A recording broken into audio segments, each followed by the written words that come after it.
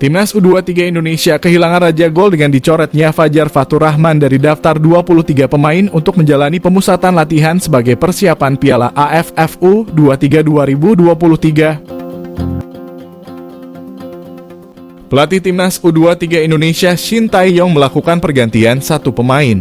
Shin Tae-yong memanggil Titan Agung Bagus dari Bayangkara Football Club untuk menggantikan Muhammad Fajar Fatur Rahman.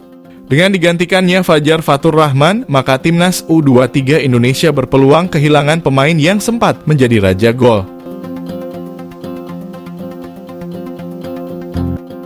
Fajar Fatur Rahman adalah pencetak gol terbanyak di SEA Games 2023. Pemain yang bisa bermain di sejumlah posisi itu mencetak 5 gol di SEA Games lalu. Bahkan pemain 21 tahun itu mencetak 1 gol di laga final untuk membantu Timnas U22 Indonesia kala itu mengalahkan Thailand dengan skor 5-2. Sementara 4 gol lainnya dicetak Fajar Fatur Rahman di fase grup. Akan tetapi Shin Tae-yong tidak perlu khawatir. Pelatih asal Korea Selatan itu masih bisa mengandalkan Ramadhan Sananta.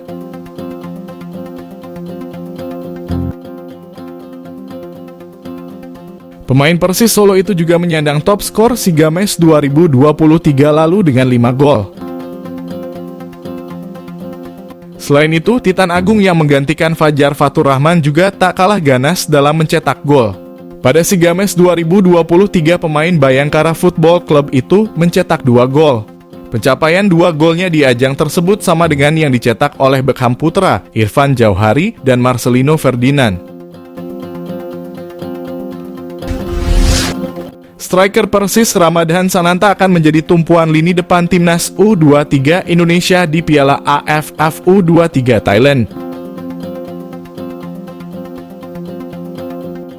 Dengan pencapaiannya di Persis, Ramadhan Sananta pun semakin yakin menatap Piala AFF U23 bersama Timnas U23 Indonesia.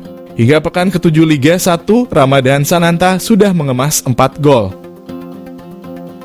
Ramadhan Sananta baru didatangkan Persis pada Juli 2023. Sebelumnya, Ramadhan Sananta menjadi pemain yang vital di Timnas U23 Indonesia pada SEA Games 2023 Kamboja. Ramadhan Sananta tersebut tercatat menorehkan 5 gol.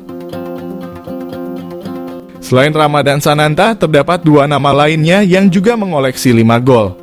Timnas U22 Indonesia sendiri sukses meraih medali emas SEA Games 2023 usai menaklukkan Thailand pada partai puncak. Dia menuturkan secara bertahap skuad Timnas U23 kini mulai membangun kekompakan.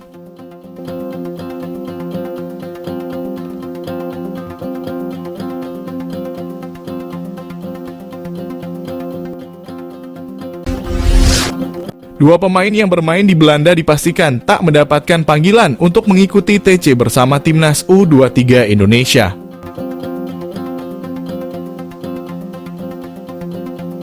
Dua pemain yang dimaksud yakni Rafael Struijk dan Ivar Jenner. Sebagai informasi, kedua pemain di atas sebelumnya santer dikabarkan bakal ikut menjadi bagian dari TC Timnas U23 Indonesia. TC tersebut merupakan persiapan Timnas U23 Indonesia menyambut Piala AFF U23.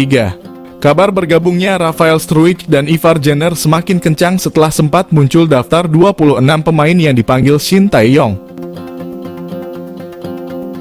Daftar tersebut dirilis langsung oleh PSSI. Namun tak berselang lama, PSSI menghapus postingannya. Dalam daftar yang baru diketahui bahwa hanya ada 23 pemain yang mendapatkan panggilan. Nama Rafael Struijk dan Ivar Jenner pun menghilang. Ketiadaan Rafael dan Ivar sejatinya bukan sesuatu yang mengejutkan. Pasalnya, asisten pelatih Timnas U23 Indonesia, Nova Arianto, pernah berujar bahwa tidak mudah untuk memanggil pemain dari luar negeri. Hal itu disebabkan karena Piala AFF tidak masuk dalam kalender FIFA, sehingga tak ada kewajiban bagi klub untuk melepas pemainnya. Sementara itu, Shin Tae-yong dipastikan tak akan memanggil satupun pemain abroad. Nama-nama yang ada merupakan milik klub Liga 1. Dalam hal ini, Borneo Football Club mengirimkan wakil terbanyak yakni 3 pemain.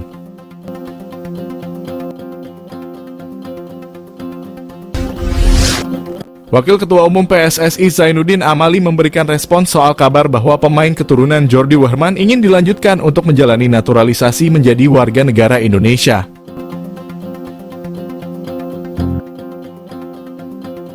Nama Jordi Wehrman sebenarnya bukan orang asing bagi pencinta sepak bola Indonesia. Bagaimana tidak?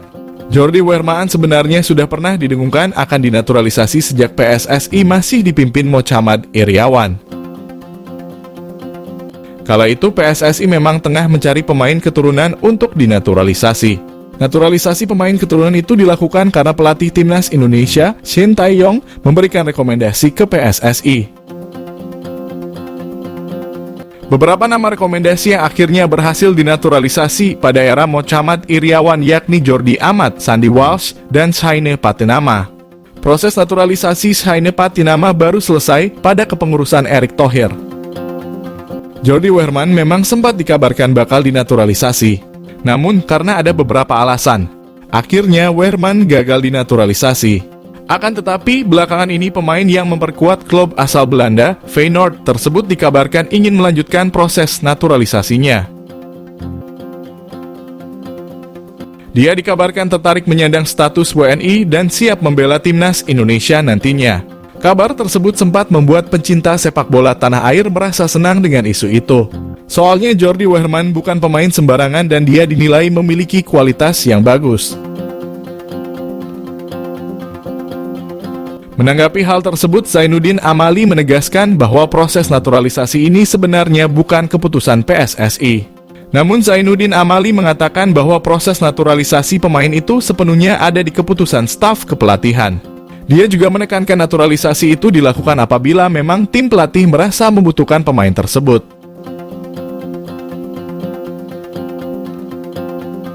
Untuk itu, semua keputusan terkait naturalisasi pemain tetap berada di ranah pelatih. Naturalisasi pemain tak bisa dilakukan begitu saja dan diharuskan ada permintaan dari tim pelatih. Pasalnya, Indonesia memiliki target agar bisa mengembangkan bakat-bakat pemain muda tanah air.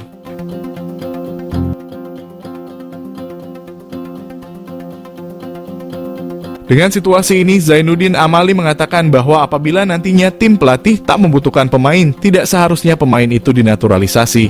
Apalagi PSSI saat ini juga bertekad untuk mencetak pemain-pemain muda berbakat di Indonesia.